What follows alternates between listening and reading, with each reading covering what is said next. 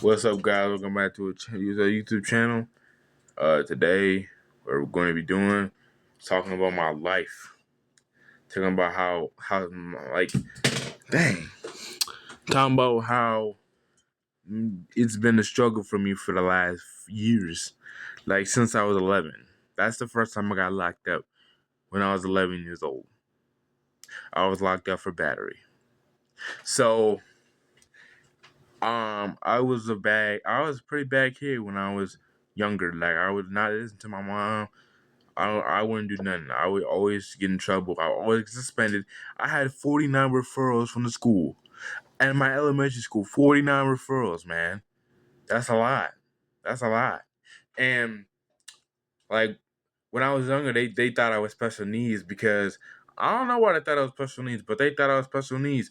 So they put me in special ed classes. And I was so mad. I'm like, get me out of special ed. I don't want to be in special ed no more. Get me out right now. I'm not playing. My mama, I'm not playing. So I would just get so mad they put me in special ed. Because I used to be, when I first went to my elementary school, I was in regular classes. But then I had behavioral problems. And then they put me in special classes because I had behavior problems. I don't know if it's because of, I don't think they thought I was special needs. I think because of my behavior, they put me in a different class because of my behavior. But it got so bad to the point where I had to go half days, which means I could only go to school like 3 or 4 hours a day, and then I would yeah, some of y'all be like, well, that's good because you don't have to do schoolwork, but it's like, bro, I wanted to learn. I wanted to learn stuff. Why you only have me have half days? That doesn't make any sense, man. So they had me have when I was in middle school, 6th grade. It was so bad they had me go half days. They said we need to sort in the schedule because he's so bad. That's how bad it was. Like, I was doing bad stuff. Like, I was like getting into fights and stuff like that. I was like a bad kid. So when I was in 7th grade, right? 7th grade, I got locked up because I was battering people, like battery. So I was like getting battery charges, you know what I'm saying? So I went to this program called Better Days. I hated this program called Better Days. Like, I hated that program. It sucked. You do workouts all day. All you do is work out. Like, it may seem like it's a good thing because some of y'all might want to like to work out, but I'm telling you, they work you out until you puke or you tired. It's like a military school. I mean, military camp. They put me in there because they thought I needed that. But like, bro, how you gonna discipline a kid? How is a kid gonna learn when you're just working him out till he can't no more? That doesn't make any sense at all. That doesn't make no sense whatsoever. So I was in Better Days until I was in 8th grade. No. Yeah, I was in Better Days till I was in grade. 8th grade. I was in Better Days from 4th grade to 8th grade. And then I got locked up between that. So I got locked up for battery. I got locked up for resisting arrest. I got locked up for stuff like that. Um, Battery. You know what I'm saying? Authority conduct, all that. So, and criminal damage to property. I got locked up for that too. So I got locked up for all those. I mean, they're not really that bad offenses. Like, they're not really bad. Like, not as bad as people say. You know what I'm saying? I get it. It's not bad. But look at this though. So when I was in 8th grade, right, and I went to jail, and then I got out of jail, but they took me to a residential, and if you don't know what residential is, it's basically kind of like a group home. It's kind of like a home for treatment. So you get treatment, you get help. That's what they put you in. So they get you treatment and help. They put me in what you might call it, Tommy Home. Tommy Home. It's a place way up north, so it's like miles from up north, like miles. It's out in the middle of nowhere. So I was there. I was getting into fights. I was smoking some stuff in there because some kids had some vapes and I was smoking. I shouldn't be doing that, but I was young. I didn't know what was going on, so I smoked some vapes. Um, And then the reason why they kicked me out like a couple months later is because I got physical altercation with another black dude that was making me piss me off. Like he kept like talking. So I just swung on him, and they said, "Well, he's got in so many fights, we don't want him here no more." So they kicked me out. They brought me back to jail, and it was a juvenile jail. It's not actual jail. Let me get this straight. It's not actual jail. It's like juvenile jail. It's kind of the same thing, but it's really different. So, um, they put me in juvenile jail, and I was there for like 3, 4, 5 months, and then they put me to. How old was I at the time? I was 14 at the time. 14, 15. I was 13. No, was I 13 or 14, man? I was 13. Yes, I was 13. Um, and then whatchamacallit, and then they brought me to another residential. It was no, they didn't make me to residential. They brought me to shelter care. They brought me to shelter care, which is another facility for juveniles. Another facility for juveniles where um they put you when you're trying to find a foster home. Because I kicked out of my mom's house, so I got kicked out of her house. So, and the reason why I got kicked out of her house is because I had a knife and I was trying to go after her with the knife. So when I went after her with the knife, she called the cops, and the cops came and they put in guns and tasers and at me and told me to drop the knife. Well, I complied because I didn't feel like getting shot in space, so I dropped the knife, and then they tried to tackle me to the ground, put me in handcuffs, and brought me to jail. So that was why I got kicked out of my mom's house. Now, I got kicked out. I went to shelter care to Bakari, and Bakari, oh my God, Bakari was horrible. There were fights every single day, riots. It's in Milwaukee. Bakari was in Milwaukee. There was riots, fights, vaping, smoking weed. People were. I don't think there was rape going on in there, but the staff were like assaulting kids in there, so it was horrible. So I was there for like 6 months, and then I decided that I didn't want to be there no more. But they did tell me that if I would have completed the program at Bakari, they would have brought me back home. But I didn't complete the program because I wanted to get kicked out of there on purpose because it was so bad. I didn't want to be there no more. So what I did is I called the Milwaukee. This is probably so dumb. Like y'all probably gonna be laughing at this because it's so dumb. But what I did is I called the cops. I called right the police station and I said, "Hey, motherfuckers, in 10 minutes I'm gonna bomb the Milwaukee police station." Right? Then I hung up the phone. Right? Guess what happened next, man? They came in there. They came in there going crazy.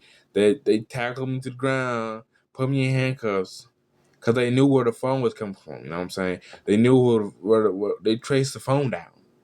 So what they did is they put me to the Milwaukee Juvenile Treatment Center. No jail, Milwaukee Juvenile Jail. I was there for like 2 days. Got back out, did the same thing again. Now, y'all probably thinking, why on earth would you do the same thing again?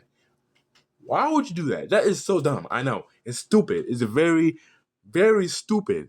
But I did it anyways because I wanted to do it so I could get kicked out of the program. So I did it again. And this time they were like, okay, you're done.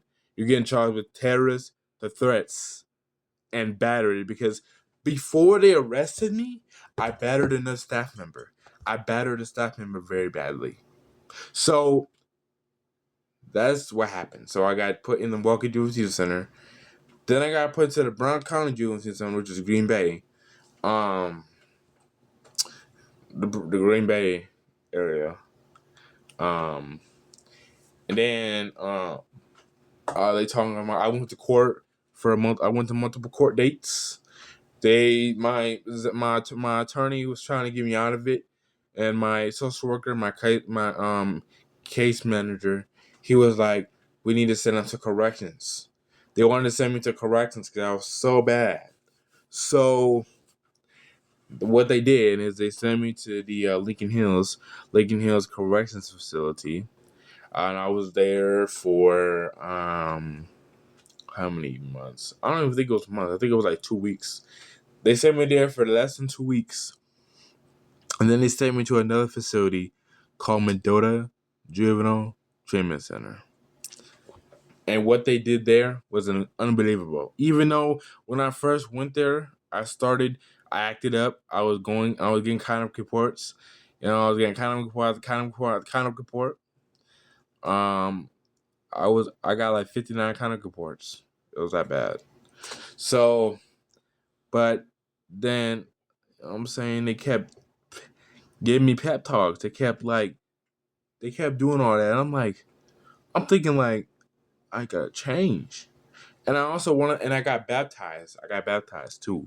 So after I got baptized, everything started to go uphill, not downhill.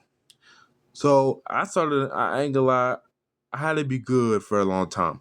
I had to be good for like 3-4 months before they said, okay, you can get released.